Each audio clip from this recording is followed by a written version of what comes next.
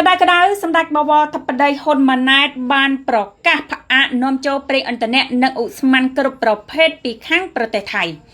បងប្អូនមិនរងចាំយូរនោះទេត្រឹមម៉ោង12យប់នេះតែប៉ុណ្ណោះចាភាគីកម្ពុជានឹងផ្អាកការនាំចូលប្រេងឥន្ធនៈនិងឧស្ម័នគ្រប់ប្រភេទពីខាងប្រទេសថៃយើងចូលទៅលំអិតនៅសំណេររបស់សម្ដេចបវរធិបតីដែលលោកបានបង្ហោះនៅក្នុងគណនី Facebook ផ្លូវការរបស់លោកផ្ទាល់យ៉ាងដូចនេះថាចាប់ពីម៉ោង12យប់នេះតទៅកម្ពុជាការផ្អាកនាំចូលប្រេងឥន្ធនៈនិងឧស្ម័នគ្រប់ប្រភេទពីប្រទេសថៃត្រូវបានផ្អាកទាំងស្រុងបដាក្រុមហ៊ុនចែកចាយប្រេងឥន្ធនៈនៅកម្ពុជាមានលទ្ធភាពនាំចូលប្រេងឥន្ធនៈនិងឧស្ម័នពីប្រភពផ្សេងគ្រប់គ្រាន់ដើម្បីផ្គត់ផ្គង់តម្រូវការប្រើប្រាស់ក្នុងស្រុករបស់ប្រជាពលរដ្ឋយើងកុំថាឡើយត្រឹមមួយខែទោះជារៀងរហូតក៏មិនជាបញ្ហាចានេះគឺច្បាស់ហើយមិនត្រឹមតែមួយខែដោយដែលចាក្រុមចាប្រឆាំងរបស់ថៃដែលបានលើកឡើងឬជាអ្នកវិភាគថៃដែលបានលើកឡើងថាឲ្យផ្អាកនាំចូលប្រេងមកកាន់កម្ពុជាតាមមួយខែទៅកម្ពុជានឹងព្រមចរចាកម្ពុជានឹងចាញ់អីចឹងណាបងប្អូនណាចាឥឡូវហ្នឹងកុំឲ្យបាច់ថាបាក់ស្នាបាក់អីនាំវែងឆ្ងាយសម្ដេចបវរធិបតីគឺសម្រេចតែម្ដងថាការផ្គត់ផ្គង់ប្រេងផ្សេងកម្ពុជាគឺអាចនាំចូលពីប្រភពផ្សេងមកដើម្បីទ្រទ្រង់ការប្រើប្រាស់គ្រប់គ្រាន់នៅក្នុងស្រុកកុំថាឡើយមួយខែជារៀងរហូតតែម្ដងក៏គ្មានជាបញ្ហាអីដែរអញ្ចឹងក្នុងម៉ោង12យប់ថ្ងៃទី22ខែមិថុនា2025នេះតទៅនឹងលែងមានការនាំចូលប្រេងឥន្ធនៈក៏ដូចជាឧស្ម័នផ្សេងពីខាងប្រទេសថៃមកហើយបងប្អូនណាអញ្ចឹងថាតើចា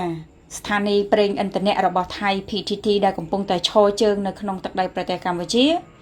នឹងត្រូវបិទទ្វារឬក៏ត្រូវទិញប្រេងណាពីប្រភពផ្សេង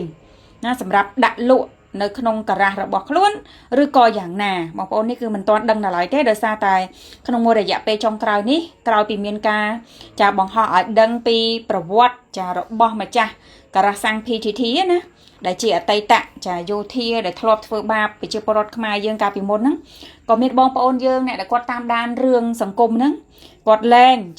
ចូល PTT គាត់លែងចាក់សាំងគាត់លែងទិញកាហ្វេ Amazon Pub គាត់លែងចូល 7-Eleven ចាគាត់លែងចូលបន្ទប់ទឹកអ្នកខ្លះថាលែងសាប់មុខតែបន្ទប់ទឹកនៅតែចូលធម្មតាអីចឹងទៅហ្នឹងហើយបងប្អូនណារហូតដល់មានការលើកឡើងការស្នើពីចាអ្នកវិភាគរបស់ថៃដែលថាចង់ឲ្យរដ្ឋាភិបាលថៃហ្នឹងបិទប្រេងមកកាន់កម្ពុជាដើម្បីឲ្យកម្ពុជាព្រមអីចឹងណាបងប្អូនណាក៏ធ្វើឲ្យបងប្អូនប្រជាពលរដ្ឋរបស់យើងហ្នឹងក៏កាន់តែចាលែងចូលការ៉ាសសាំង PTT រហូតដល់មានបងប្អូនយើងគាត់ខមមិនប្រាប់ច្រើនមែនតើថាការ៉ាសសាំង PTT មួយចំនួនធំចានៅក្នុងក្រុងភ្នំពេញគឺស្ងាត់ភ្ញៀវចាស្ងាត់ភ្ញៀវណាស្ងាត់អតិថិជនដែលចូលទៅចាក់អីចឹងទៅនេះយើងក៏អត់ដឹងដែរថាតែមួយឆាវតែប្រហែលថ្ងៃហ្នឹងទេឬក៏យ៉ាងម៉េចនេះយើងអត់ទាន់ដឹងទេបងប្អូនយើងរងចាំតាមដានបន្តទៀតទាំងអស់គ្នាបងប្អូនណាអញ្ចឹងថាតើក្រោយពីលោកប៊ុនស៊ីតផាត់ខ្លាំងដែលជាមេបញ្ជាការភូមិភាគ2កាលពីល្ងាចថ្ងៃទី21ខែមិថុនា2025នេះគាត់បានចេញលិខិតបិទច្រកចាបិទច្រកព្រំដែនរវាងកម្ពុជាថៃគឺច្រកឆុងសៃតាកូចាទល់ជាមួយនឹងកម្ពុជារបស់យើងហ្នឹងគឺច្រកជុកគិរីនឹងឯងបងប្អូនគាត់ប្រកាសបិទជាសាធារណៈមិនសិនមិញពេលល្ងាចអញ្ចឹងពេលព្រឹកមិញសម្ដេចបវរធិបតីក៏តបត្រឡប់ទៅវិញដោយបើគេបិទហើយអញ្ចឹងយើងបិទដែរច្រកហ្នឹងហើយបិទបន្ថែមមួយច្រកទៀតចាគឺច្រកជាំនៅក្នុង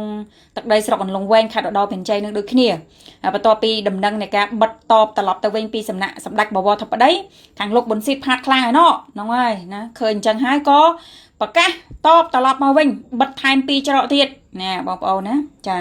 ច្រកជាំសងាំហើយនឹងច្រកមួយទៀតនោះច្រកឆុងចោមបងប្អូនជាទីគោរពអញ្ចឹងតាំងពីគាត់ប្រកាសបិទម៉ោង10ព្រឹកថ្ងៃទី22ហ្នឹងមករហូតមកដល់ចាំមុនហ្នឹងប្រហែលជាខ្ទង់ម៉ោង7ទៅសម្ដេចបវរធិបតីលោកសម្រេចថាលែងឲ្យមានការនាំចូលប្រេងឥន្ធនៈនិងឧស្ម័នពីខាង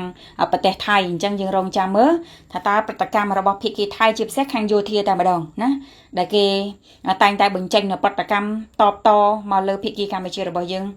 ហោហែដែលខ្លួនគឺជាអ្នកចាប់ដើមមានន័យថាយោធាថៃលោកប៊ុនស៊ីតផាត់ខ្លាំងហ្នឹងហើយដែលជាអ្នកចាប់ផ្ដើមដំបូងគេបង្អស់ក្នុងការដូរម៉ោង